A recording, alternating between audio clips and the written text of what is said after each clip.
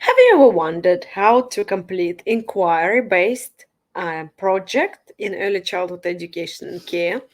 I have a lot of ideas to help you to get started.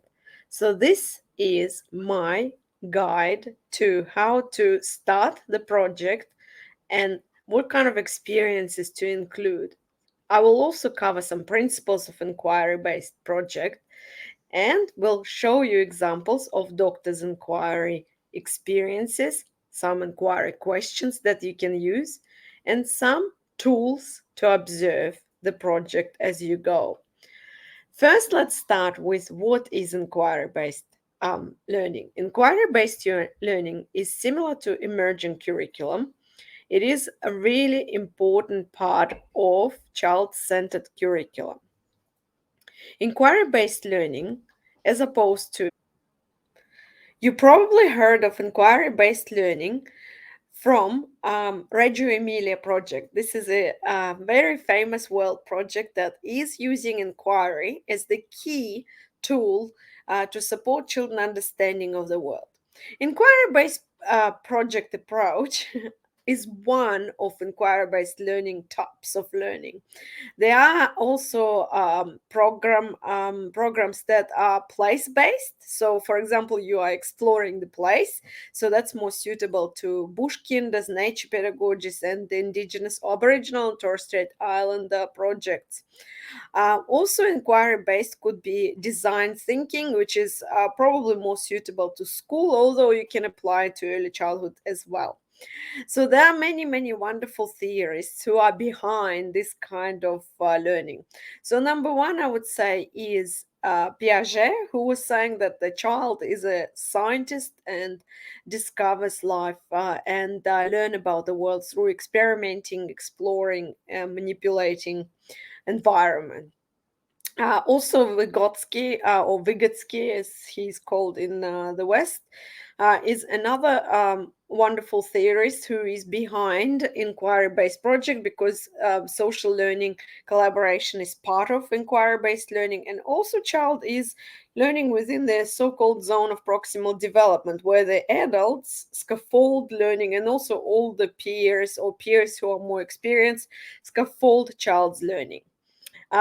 Technology also can scaffold children learning at the moment, so we are all exposed to technology, including Chat GPT. So that would be an example of a kind of virtual tutor as well. So, with all this in mind, we also need to mention Bruna, who is a theorist who developed active learning approach and talked a lot about scaffolding as a new term. So he worked upon the basis of Vygotsky theory and believed that it is important to involve children in active learning as well. So, in terms of theorists, we also have to mention Lillian Katz and Katz and him. The book is called Young Investigators. That's one of my favorite books. So, I encourage you to look at it if you are interested in delving a little bit deeper into the basics or the rules of project-based approach or investigation. So these are just key ideas. As I said, child centered, the teacher is only a facilitator or a guide. Inquiry is always based on children interest, but it becomes richer because teacher introduces concepts a little bit above children's current understanding, and they also provide extensions that are more into deepening the inquiry rather than providing children with answers. So it's really a new way of learning for children. It is way that is not prescribed, so it's not a curriculum that is prescribed to children, and it's in line with early childhood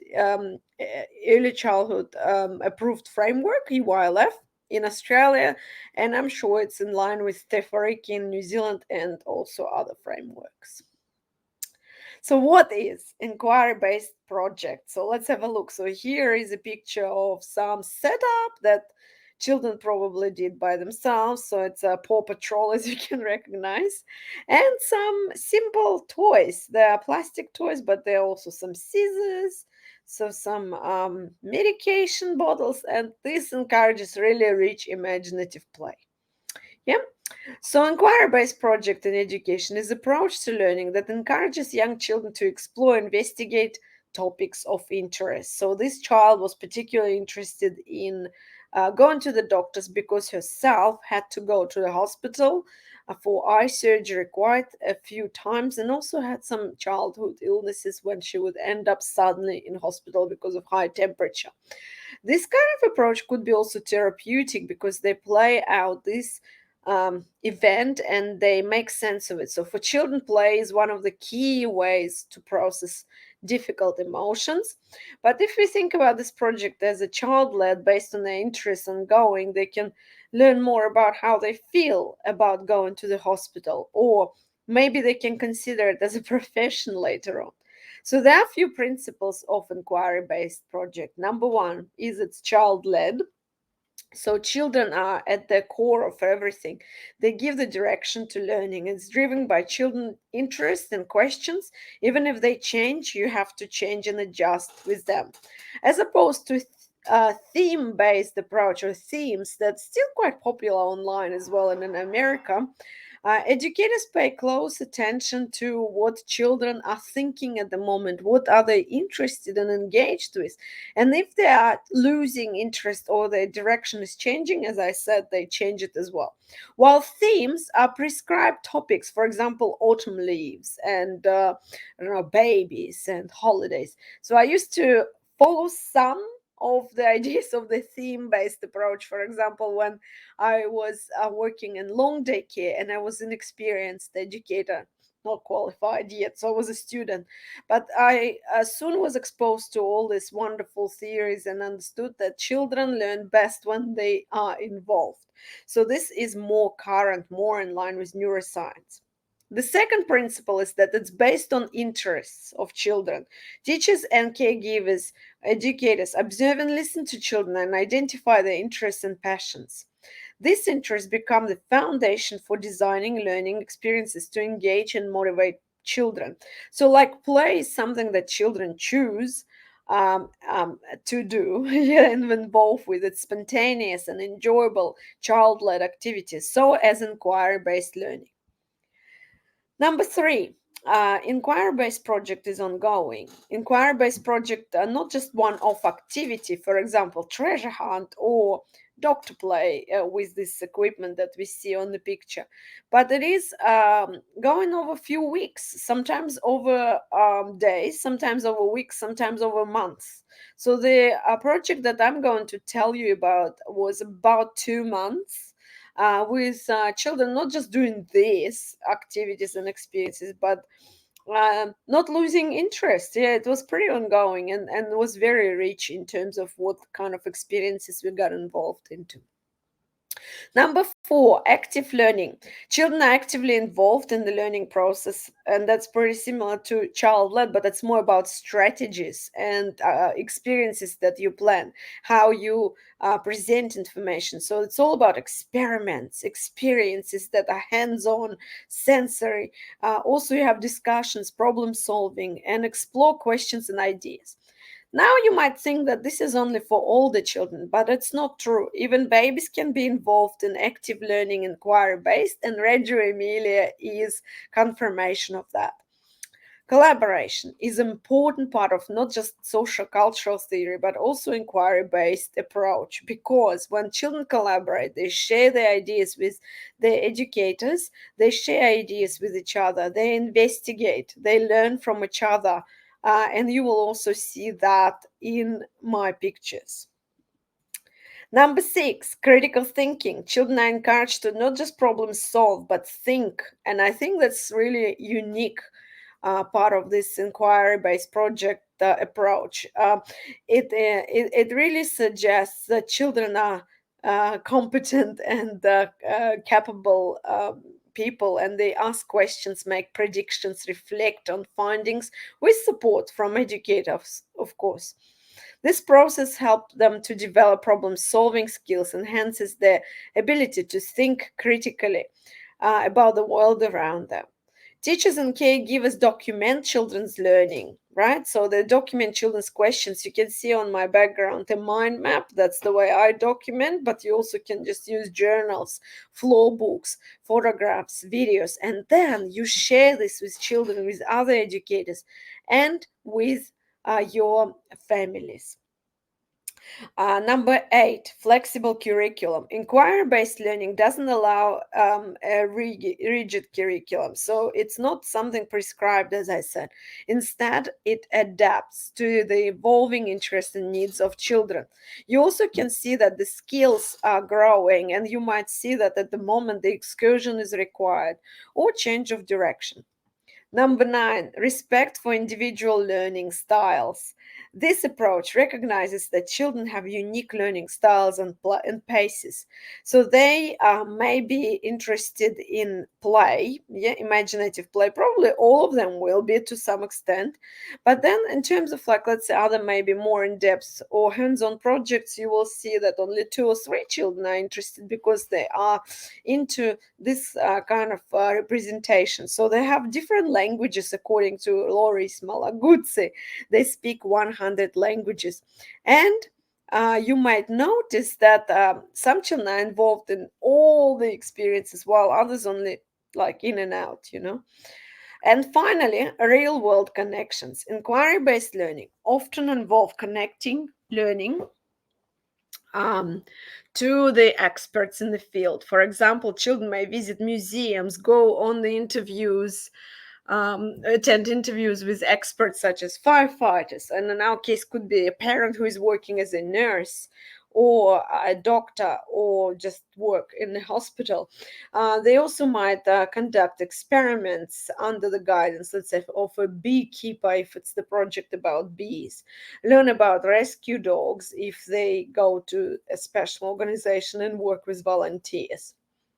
So this all allows not just collaboration and social learning, remember Vygotsky, but also helps with real world connections. So this learning is amazing, and that's why I'm huge advocate for inquiry based projects. And our Victorian Institute of Teaching in Australia also supports that, and all graduate teachers have to complete inquiry, yeah, as a teacher who is about to get qualified as full professional registration. All right, so let's have a look at the planning cycle. Why am I showing you planning cycle from EYLF or SIQA? It is important to know that throughout these projects, you will be observing children, and you will always start with noticing that they have this interest. Then you will assess their learning, initial learning. Then you will start planning for future inquiry. Then you will implement it, yeah, through experience setting up play spaces. And then you will evaluate it with children and anyone who is involved, all the other stakeholders, families, and your colleagues or community. So this will go back to observing because you will continue this project. It's not one-off experience. And this is how inquiry-based learning meets the requirements of planning cycle for SIQA assessors. And assessors are coming from departments. But authorized officers will be very pleased if you will provide them with rich documentation that follows all these 5 steps of the planning cycle. All right, so this is how it all started for our group. It's a little bit hard to see this slide. I'm just gonna go back and see. So this slide is a little bit tipped on the side. I'm sorry, but I will just explain you what you see in here. So here you see that children were involved in some kind of dramatic play. You see that they are lying on the floor and there are some bandages involved and there are some dress ups.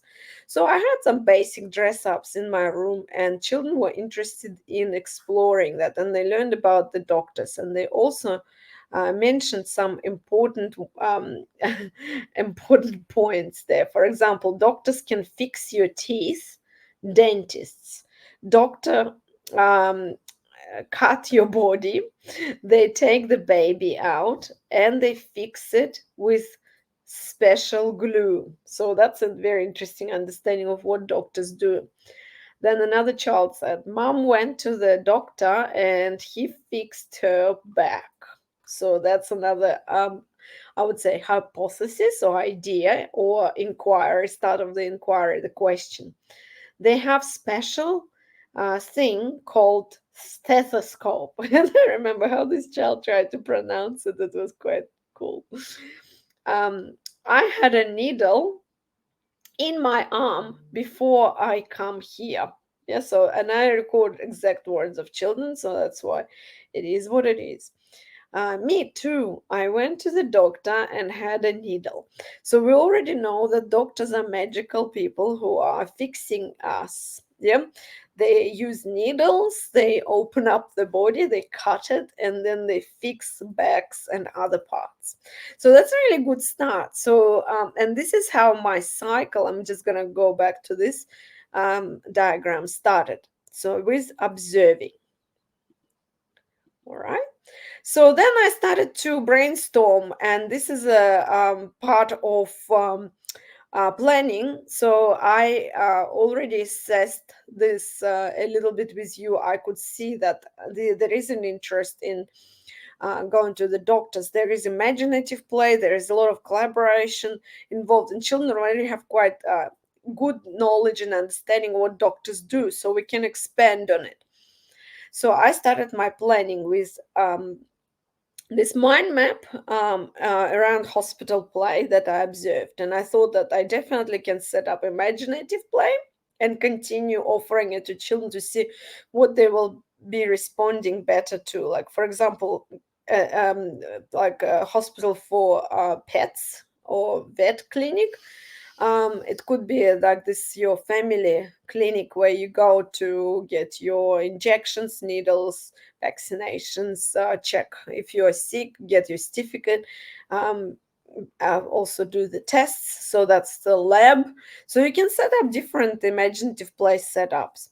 The goals of hospital play could be introducing specific concepts such as doctors, professions, instruments, all the language that is related to health industry, and also other concepts such as being well, so well-being, yeah, being sick, being unwell, recovery, etc.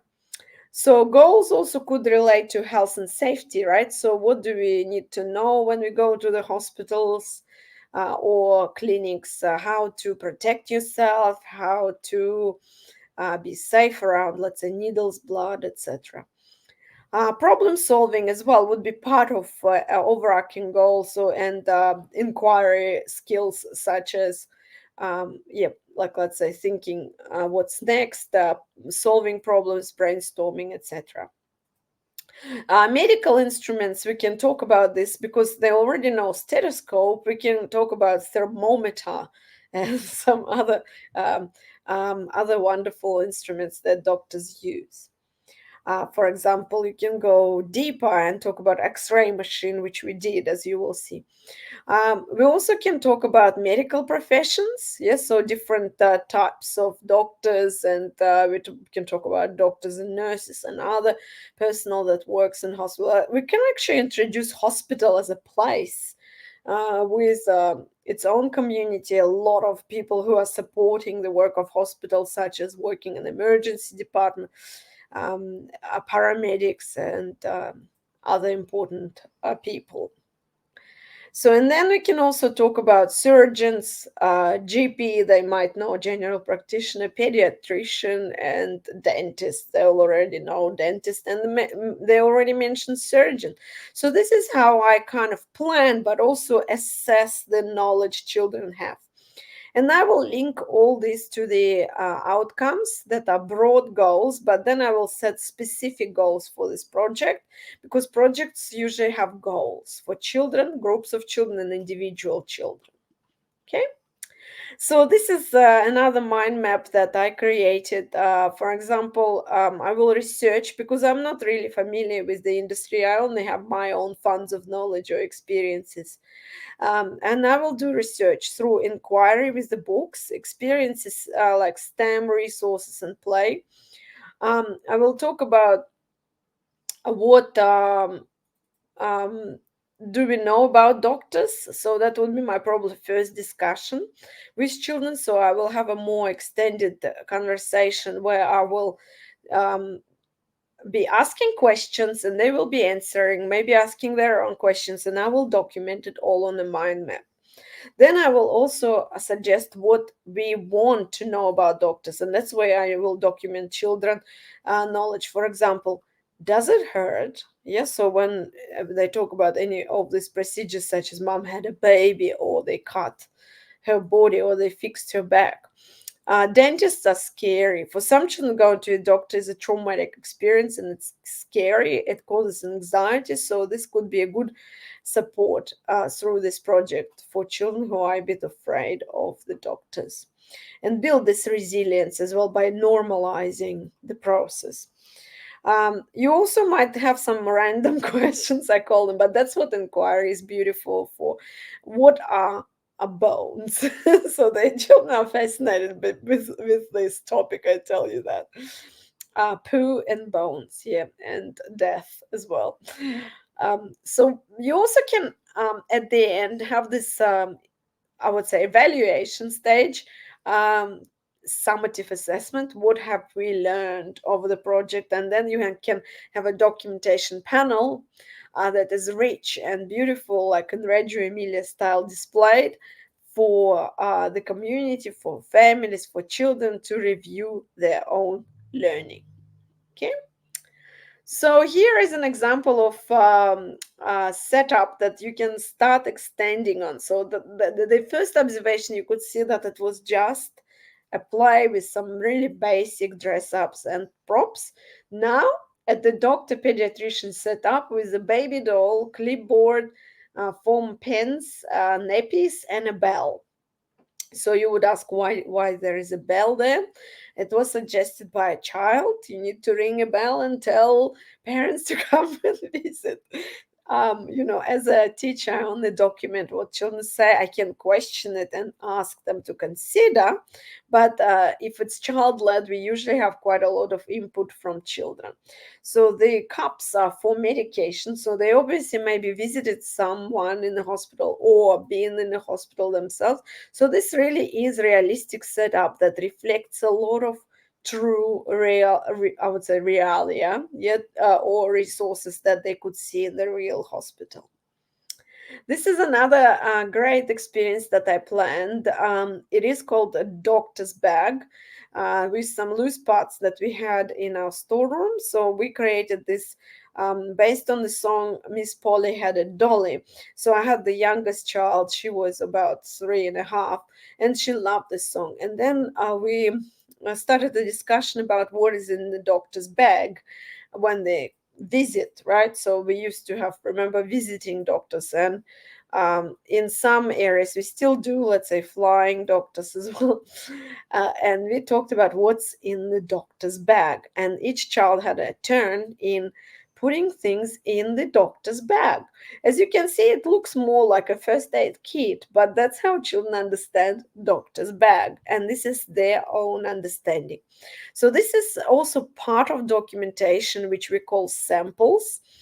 And this will help us to also show what kind of understandings children have, and if we need to introduce some keywords, languages. But as an experience, you can see that it not only promotes interactions with loose parts, it's also real objects that children use, such as the tongue compressor, and you can see cotton bud, and the other one is like represents peels. Yes, this also helps them to develop fine motor skills, a little bit of creativity as well, because they all use different objects there.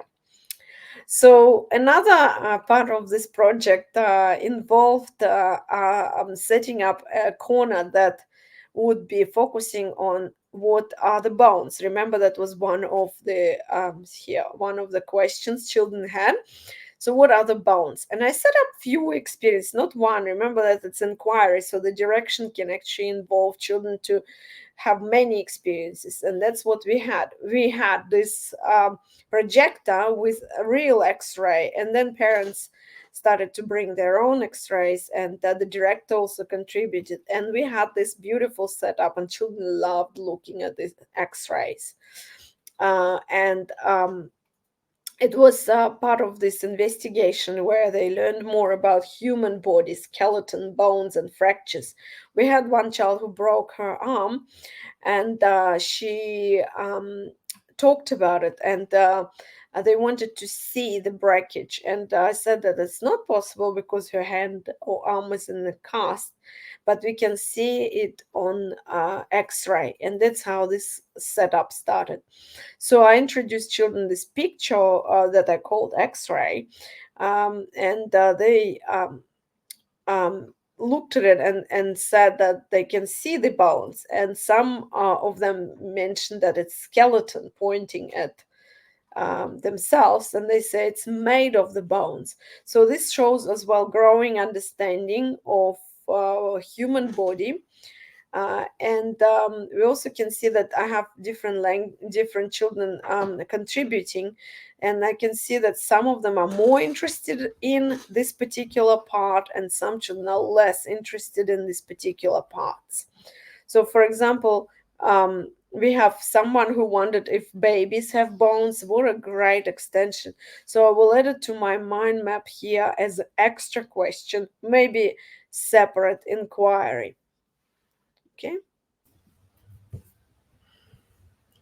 So the other experience that we had as well was to assemble the toy skeleton, and I had a poster of my body, which was helping children to learn more about different bones, and for me as an educator to introduce the names of these bones and how to pretty much how to use them in a way, like how to find them in our body.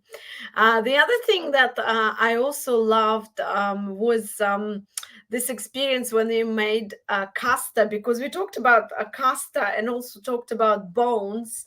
So we discussed that calcium, yeah, in bones, yeah, so makes them hard. And we pretty much created our own bones by putting this plaster of Paris into the balloons through the funnel, and then watching it hardening up, and then this showed how the um what is the process behind it, so what's happening, so what bones are made of. So at first when we are very young, let's say, the bones are more fragile, and then as we get older they become more and more sturdy, and then again they start to fall apart. But this wasn't covered. It was very interesting STEM related project, because it was not just I would say, a puzzle for the skeleton, but it was also about discovery of new ways of viewing things. For example, there are things that are invisible, like fractures, and the invention of X-ray allowed us to see that. So that was really interesting and cool. So it could really lead to another new inquiry about photography and X-rays. So to make the project really inquiry based, you need to add a lot of documentation, and you also need to add rich literacy and numeracy tools, so like STEM experiences, and that is part of, StoryKate is promoting pre-literacy, early literacy, inclusion anyway. So adding whiteboards can help you to get started with that, and it's really amazing way to review children's learning. So catching the sample of someone who is like a skeleton, right? So but why is he sad, so you can add more to your observation, but you can see that probably broke something, maybe this bone, right? So maybe this toe. So it's very, very interesting the way children represent and show us what they know. Okay. So we also learned a little bit more about numbers, because each inquiry project allows you multiple opportunities to talk about how much, how long, and what's behind it. So because we talked about human body as part of this investigation, I decided to bring scales and weight each of the child in the group, and I also weighted myself. So it was really cool to see different numbers, and the process was very hands-on. And then you can keep the scales in the room to talk about how body grows. So this relates to outcome number three. Children have a strong sense of well-being, but also children have a strong sense of identity, who I am. So I might be 14 kilos, yes, so that's a dainty girl, and I might be 18 kilos, so I might be more. Yeah, 4 kilos more. So this is a concept: less, more, how much, yes, how many kilos. So that's really important to introduce technology as well. And as I'm saying, inquiry based project allows this kind of events to happen. So as you travel along with your investigation and inquiry, you can add more tools, and I think rich environments in general are fantastic. So for example, you can add those clipboards that are for some who is a nurse, let's say, who's accepting people into emergency department, or they loved to just pick a random piece of paper that was available for them and text this and write down, document what is happening. They were administering pills and writing down in these templates. So they were very really rich pre-literacy experiences, and a lot of representational skills demonstrated through this unique project. I also had this sticky tape, or like I would say tape, that just green tape, like more like washi tape, the one that is used for decoration of bullet journals. Children loved using this one because they decorated all the boxes and put the crosses everywhere, which was very cool. Because I used these setups in many centers, I found that these forms are really extending play. So this introduces visual language, so it's symbolic language as well, and it does introduce, of course, pre-writing skills. By the stage of 4 5 years, many children will be able to write, yeah, their name. Some children will be able to cross things and identify where like a yes or no, if you will explain them what it is, or it could be just random, but it doesn't matter because it's called mark making, and that's what we want.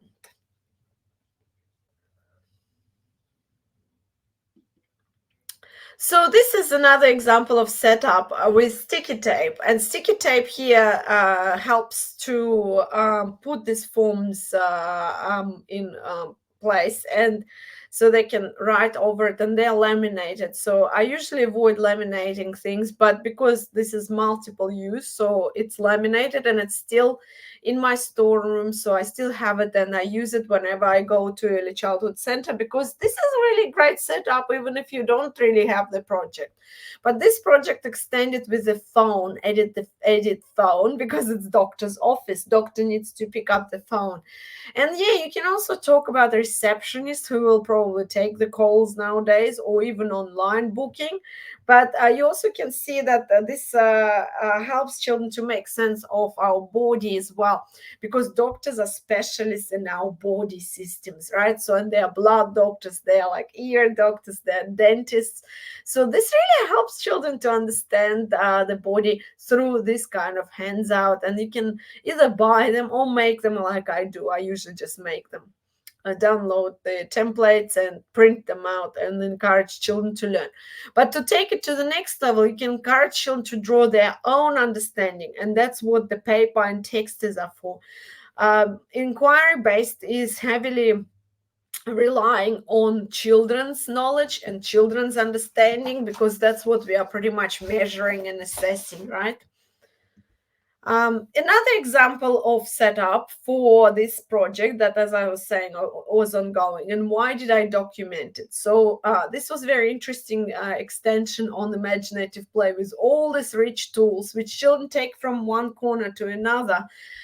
They moved all of them to their area. They put up a rug on the floor, and they pretended that someone was sick. So because they were sick, they had to lie down and they stopped moving. So this tells us a lot about what being sick is like. And then the child who played a sick person lied down on the floor, and the other child had to measure her temperature. They pretended to put the thermometer in her ear, and they all said emergency, emergency. Yes, so after they identified that the temperature was high. I often talk about this experience with my pre-service students, teachers and educators, because it really shows you through play, children learn a lot of things, but they also demonstrate what they already know about the world. So they make sense of the world. If the temperature is high and they experience that with either themselves or their friends or their baby brothers and sisters, and they also understand if something is urgent, you need to call emergency. So someone, another player, jumped up and brought a syringe instead. So this shows us an understanding of sometimes they need to fix the problem if the temperature is high. And in this case, instead of giving the Panadol, which would be my go-to, they delivered a shot. So they did know what the short is, and they have very good understanding of these medical terms. So we can see from the first observation, remember, and the first discussion where we could see where children are at, the knowledge over this project grow and extend, and they demonstrate more and more knowledge. So that's what good rich environment is for, and that's why you set up really rich environment full of real life tools, and you also document children's learning through observing them, carefully documenting their words. So this shows us that they are not only collaborative, they are involved in so-called preschool collaborative game, yeah, so or play, not game. They also using imaginative play when they role play. It's dramatic play, so when they pretend to play different roles. So it's quite an advanced type of play according to Mildred Parton. And they also use their imagination to create the scenario, and they all follow along this so-called play script. So this tells me everything about these three children and their ability to play, ability to cooperate, about their fine motor skills as well, and about their words and vocabulary. I can see that some of them are verbal, some of them are not. Yep. So some are more verbal than others as well. And in this context, some are leading and some are guided. Yes, so they also can be extended. Yes, so that's what the teacher is for and inquiry is for. So I was thinking that maybe now that would be a good time to extend on the understanding of medical tools, because they already mentioned syringe and short. Yes, so that we can talk about other tools of the doctors. And we also will support them with other equipment, of course, such as maybe first aid kit that we will create, or this one upside down as well. When I scanned it, it turned upside down. So this experience was about dentists. So I'm just gonna quickly go through it, and this was based on this packing peanuts, which I have video about on StoryK. And children created this beautiful mouse representations. So that showed me a lot about jaws full of teeth. Yes, so how much they know about dentists. They might show where their teeth are, and they tell me a little bit about dentists and their experience. Yes, so we can talk more about what teeth are made of. Are they bones as well? So these are connections between different experiences. Now I'm gonna open a different document because this didn't scan well. So that's easier to follow this way. So as you can see that this is another anecdotal record that is part of this inquiry. On Thursday, we've been focusing on hospital investigation, learning about going to the doctors. Jackson and Chase explored the new props, band-aids, stethoscope, sign-in forms, x-rays, and printouts that I showed you before. Children worked together in small groups as they shared their knowledge about going to the doctor. Few new words have been introduced today to extend on children's vocabulary and introduce concepts intentionally, such as triage, casta, ambulance, and bandages. So you can see that, yeah, I keep going and extending on their knowledge. Children demonstrated growing understanding of conventions around visiting the doctor. They assume different roles such as doctors and nurses, receptionists, ambulance and drivers, lab workers, and x-ray technicians. They enjoy putting on the dress-up gowns and bandages. For example, Amelia asked if she could become a doctor, and she put on the doctor's gown. She was also using clipboards to fill the form, showing emerging literacy skills.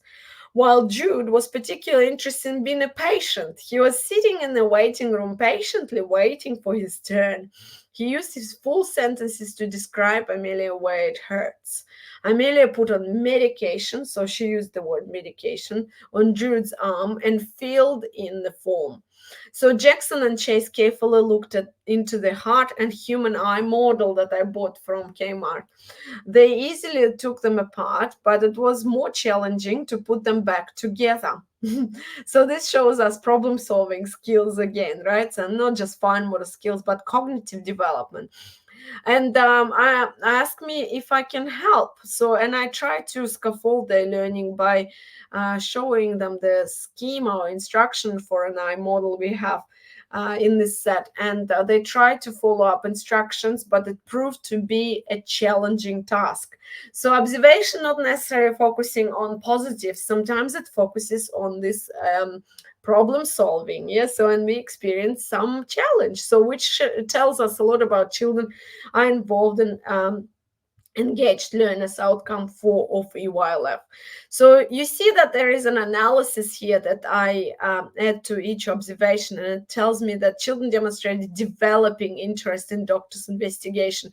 They experimented, researched, and inquired and problem solved as they played together, communicated with each other. You also can see friendship there between different children as well, and look into it a little bit more. Engagement with the resources is demonstrated through engagement with clipboards, papers, pens, indicate interest in mark making and emerging literacy. So this is evident when students participate in role play at the doctors and were able to transfer knowledge from their everyday life to this role play. This links well to the outcome 4.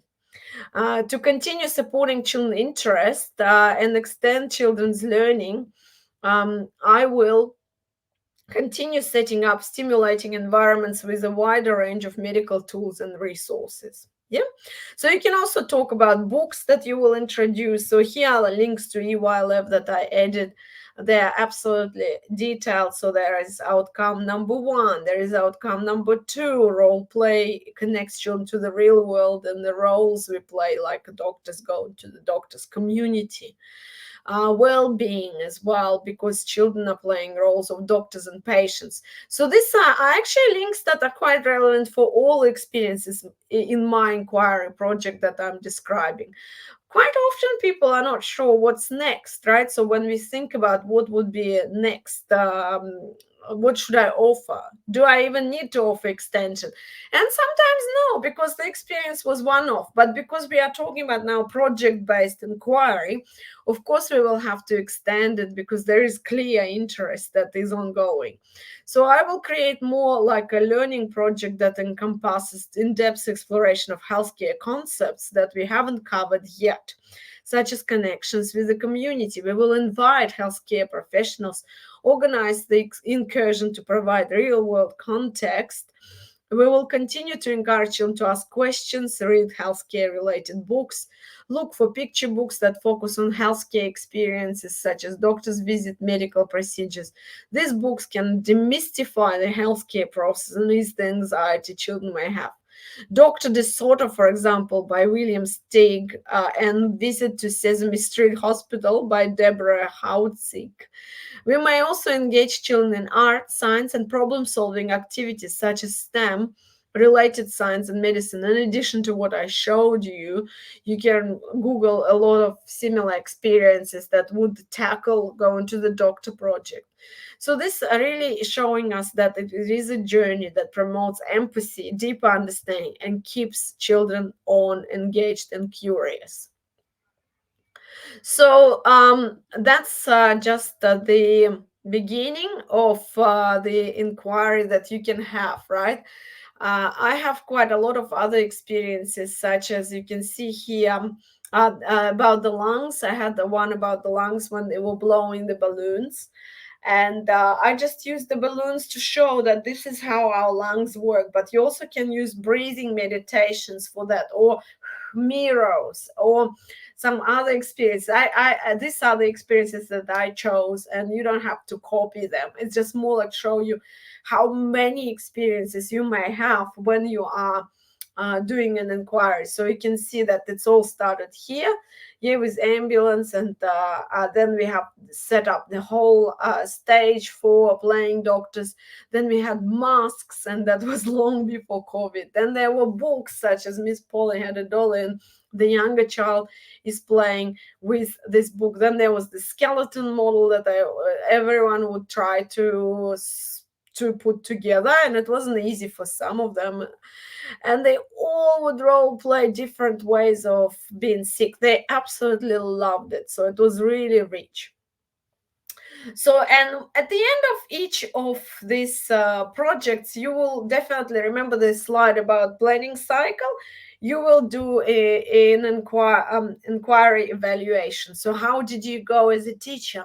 How did children go? What did they learn? So this measures this, what they call distance travel. So this kind of a summative assessment, but also evaluation of who was advantaged, who was disadvantaged. Were there some topics that you need to extend or pay more attention to? For example, it could be something related to gender and the roles of nurses and doctors, or some other things that children had more interest in.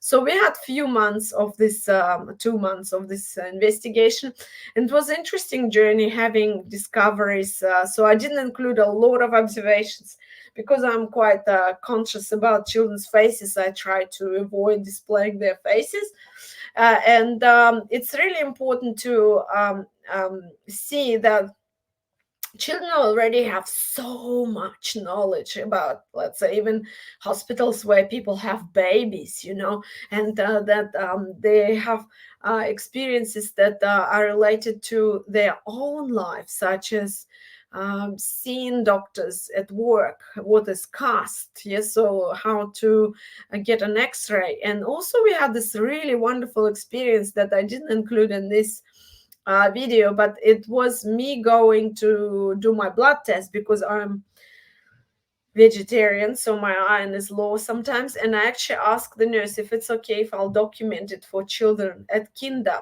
And I did show them on iPad, and they all were watching, and they asked me a lot of questions. It's Kate's blood there. Is it hurting you? Was it painful? Oh, the doctor used the needle. And then we could have a discussion about why blood is so red, and how is it flowing, how much blood do we have in our body. So this starts a really, really rich understanding of yourself, of human body, and the interest in science, and all these dispositions for learning that we want to instill in children. So started with role play, this initial discussion that I just measured what children know. We kind of wrap it up with what I have learned about doctors, and it's a good idea to ask children again. So during this discussion, we showed so much more, that children knew a lot of new words such as stomach, because we were singing this song, My Heart Goes Thumpity. We talked about fractures, brain. We talked about blood, we talked about bones, we talked about stethoscope, and all this was absolutely amazing. And they added a lot of words that are related to doctors' jobs. And We also had this first aid visit from the company that talks with children about first aid. Let's say if they are staying with someone who is, let's say, getting sick suddenly because of diabetes, they become unconscious, or they had an accident and they fall in front of you. As a child, what do you do? And this practitioner showed children a phone, and she asked them to type in 112 and send 112 and send. That's an emergency phone for the first aid in Victoria.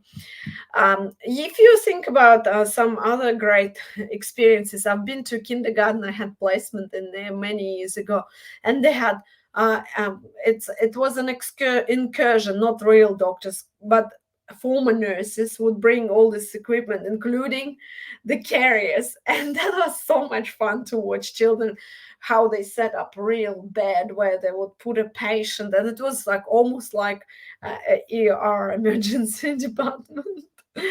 So it was really interesting. So it's so many things you can do, but think about real tools that are not dangerous, absolutely safe for children, but still can be real props. This will enhance the project as well. So for example, you can see that children have strong sense of identity. This is evident when one child said, I have a lot of teeth. He said lots of teeth. And then children are confident learners, which is evident when they say, um, blowing balloons, yes, so by myself I can do it, yes, so, or I did this skeleton model all by myself.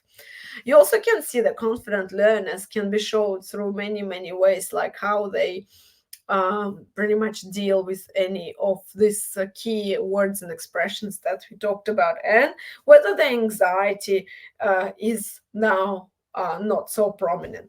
So this is my workshop on how to do project-based approach based on the interest in the human body and going to the doctors. I'm sure many of you already observed children doing that, and you can see how a project-based approach that is based on the ideas of John Dewey, Vygotsky, Piaget, and Lillian Katz is fantastic tool for early childhood educators. Try to apply it and post in the comments below if you want to see another example of a project. I have one more. Thank you for watching. Consider subscribing, sharing with all your friends who may benefit from it, and colleagues. Bye for now.